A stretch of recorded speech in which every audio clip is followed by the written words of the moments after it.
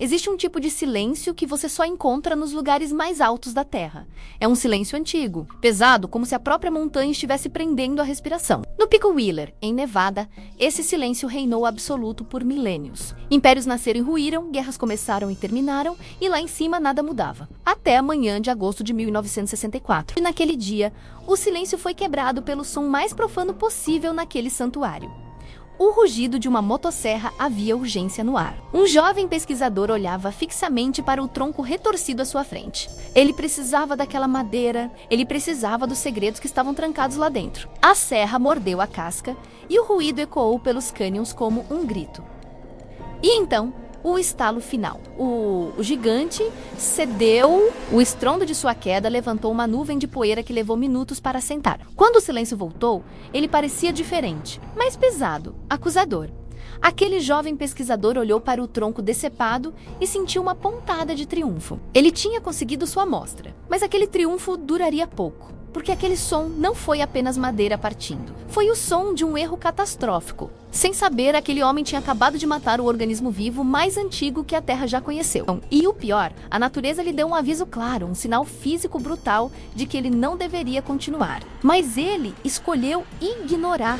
Para entender o tamanho desse erro, você precisa primeiro entender o lugar onde ele aconteceu. O Pico Wheeler é um deserto vertical. O solo é cascalho solto e rocha calcária branca que reflete a luz como ossos expostos. É um ambiente alienígena onde a neve não derrete, ela sublima. A maioria das plantas morreria em uma semana, mas é exatamente aqui que vivem os pinheiros bristlecone. Se você olhar para uma foto deles, vai pensar que estão mortos. Eles são contorcidos, retorcidos em espirais agonizantes. A madeira é polida pelo vento até ficar dourada, parecendo pedra esculpida. Muitas árvores têm apenas uma fina tira de casca viva conectando as raízes a um único galho. O resto é madeira morta, erodida, exposta ao tempo. Elas são fantasmas de madeira que se recusam a partir. Cientistas chamam isso de estratégia de sobrevivência extrema. Em anos ruins, a árvore desliga partes de si mesma para não morrer. É uma existência de resistência pura. Caminhar por entre elas é como caminhar por um museu de esculturas naturais. Algumas já estavam ali quando a Grande Muralha da China começou a ser construída.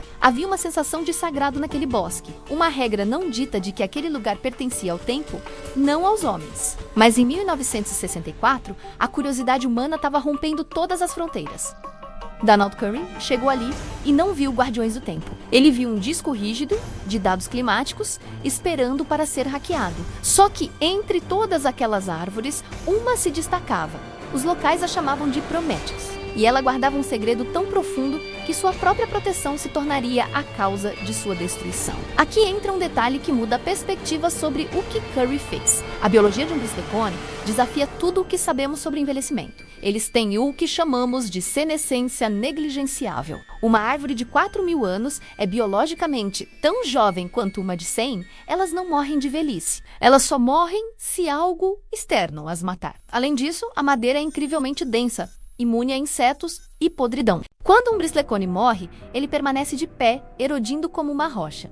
Isso cria uma ilusão perigosa. Para um observador, é difícil distinguir o que está vivo do que está morto. Essa densidade extrema, essa armadura natural, foi o que selou o destino de Prometheus. Quando Curry se aproximou com ferramentas de metal, ele subestimou seu oponente. Ele achou que estava lidando com uma planta comum, mas a árvore reagiu com a única arma que tinha, sua resistência. A madeira era tão dura que decidiu não entregar seus segredos facilmente. Se Curry tivesse parado para pensar, teria visto aquilo como um sinal.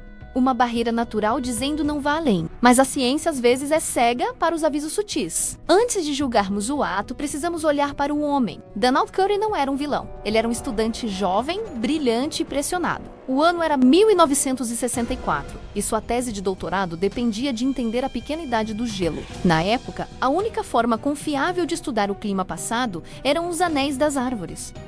Curry precisava de dados. Ele viajou para Nevada porque sabia que lá encontraria os registros mais antigos. Ele escolheu a árvore Prometheus porque ela parecia especial. Entre os pesquisadores, ela era conhecida como WPN14.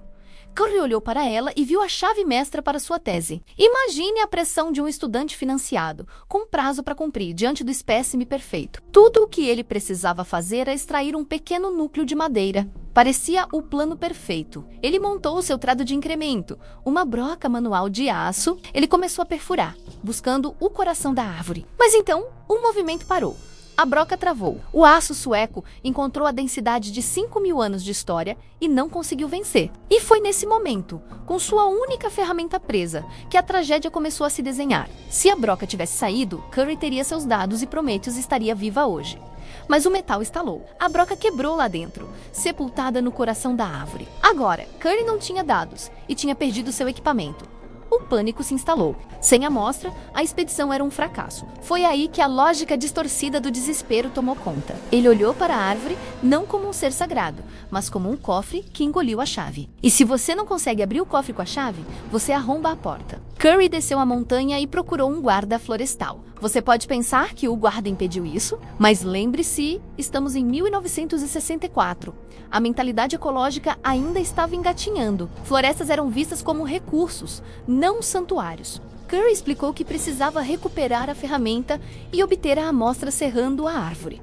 O argumento parecia racional. Era pela ciência. O guarda florestal deu de ombros e disse: tudo bem, com essa permissão casual, a sentença foi assinada. Não houve comitê de ética, não houve estudo de impacto. No dia seguinte, eles subiram com motosserras. Prometheus, que sobreviveu a tudo, estava prestes a enfrentar a impaciência de um homem com prazo. Para nós, hoje, isso soa criminoso. Mas é impossível julgar sem entender o ar da Guerra Fria. Saber mais sobre o clima e a geografia era questão de segurança nacional. A ciência tinha carta branca. Barreiras éticas eram vistas como atraso. A natureza não era algo a ser venerado, mas conquistado. Curry foi treinado para extrair dados. A árvore WPN114 era apenas um ponto num gráfico. Ninguém sabia o que aquela árvore realmente era. Sabiam que era velha, mas não imaginavam a idade real escondida lá dentro.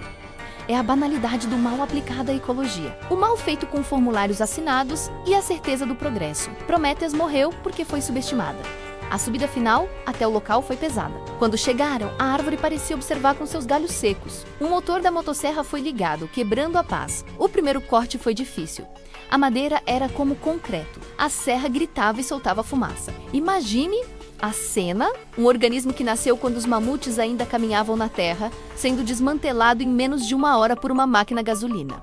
A serragem voava como um pó fino e avermelhado. Era a história sendo pulverizada.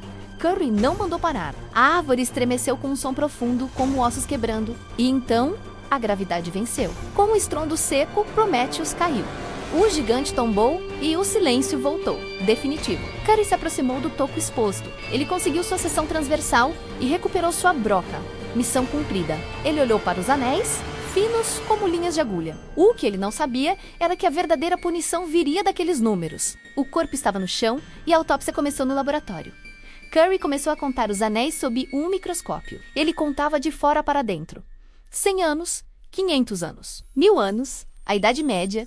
A contagem continuava e os números ficavam assustadores. 2000 anos, o Império Romano. A essa altura, qualquer cientista estaria em êxtase. Mas os anéis não paravam. 3000 anos, Grécia Antiga. 4000 anos, as pirâmides do Egito sendo planejadas. E ainda havia madeira. O silêncio no laboratório deve ter sido ensurdecedor. Quando a contagem final parou, o número era inacreditável. 4.862 anéis. A árvore real, desde a germinação, tinha quase 5.000 anos. Curry olhou para aquele número e percebeu o que tinha feito. Ele tinha acabado de descobrir o organismo vivo mais antigo conhecido pela ciência.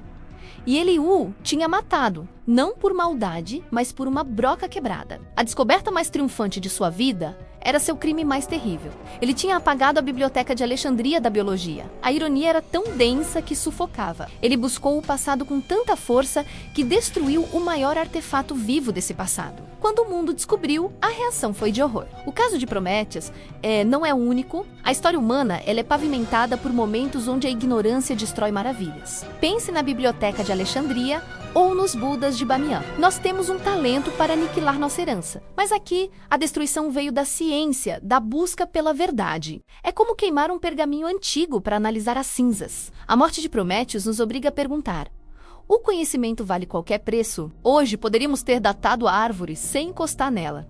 Mas a ciência de 1964 não tinha paciência. E a paciência é a única virtude que o tempo respeita. Foi o dia em que provamos que somos capazes de matar a eternidade por um capricho. Mas curiosamente foi desse toco morto que nasceu uma nova consciência. O clamor público foi tão grande que forçou o governo a agir. A região de Wheeler Peak ganhou atenção federal. Em 1986 foi criada o Parque Nacional da Grande Bacia. Pense na ironia. Prometheus precisou morrer para que seu lar fosse salvo. Hoje, as leis são rigorosas e as árvores restantes estão protegidas. E Donald Cutty? Ele não fugiu. Tornou-se um respeitado professor e dedicou a vida a proteger o meio ambiente. Mas a sombra de 1964 nunca o deixou. Ele sabia que seu obituário sempre começaria com a frase "o homem que cortou a árvore mais velha do mundo". Prométheus se foi, mas seu legado salvou a espécie. Matusalém, atual recordista, vive hoje em segredo absoluto para evitar novos curiosos. Se você subir o Pico Wheeler hoje, ainda pode encontrar o toco. Ele está lá como uma lápide natural. Mas a verdadeira questão é sobre o que ainda não sabemos. Será que Prométheus era realmente a mais velha? Ela foi escolhida porque parecia velha, mas não era a maior. Quantas outras árvores em picos inacessíveis podem estar vivas agora? Talvez exista uma de 6.000 ou 7.000 anos observando em silêncio. E talvez seja melhor que continue assim. A natureza aprendeu a esconder seus milagres, porque ela sabe, no momento em que descobrimos o milagre, nosso instinto é de secá-lo. Prométheus levou seu segredo final para o túmulo. O que você faria se encontrasse algo tão antigo? Protegeria o segredo ou a curiosidade falaria mais alto? Se você gostou desse mistério, se inscreva no canal e ative o sino. A história proibida nunca para. Deixe seu like se você acha que algumas coisas devem permanecer intocadas. E me diz nos comentários, qual foi o maior erro da humanidade na sua opinião?